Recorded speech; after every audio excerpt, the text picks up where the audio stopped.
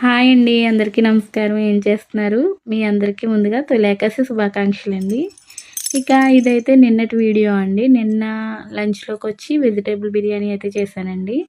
నాకు అన్నిట్లో సులువుగా అయిపోయే రైస్ ఏది అంటే ఇదే చెప్తాను నేను. చాలా సింపుల్‌గా అయిపోద్ది. స్టవ్ మీద కుక్కర్ పెట్టి వెంటనే వెజిటబుల్స్ అన్నీ కట్ చేసేసుకొని సింపుల్‌గా ఒక 20 మినిట్స్‌లో అయితే అయిపోతుందండి. ఎక్కువగా వారాలప్పుడు అయితే చేస్తూ ఉంటాను.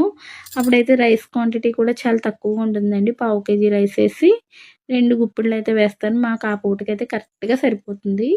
ఇక సాయంత్రం వచ్చేసి సూప్ అయితే కాసానండి. వెజిటబుల్ సూప్ అది కూడా చాలా బావుంటుందండి. దీని కలర్ చూసి మీరు అస్సలు తక్కువ అంచనా ఎయకండి. నేను ఫస్ట్‌లో అయితే అలానే అనుకున్నాను.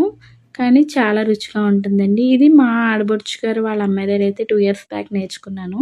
ఎప్పుడన్నా సరదాగా సాయంత్రం వారాలప్పుడు చేయాలి అంటే ఇలా చేస్తానన్నమాట.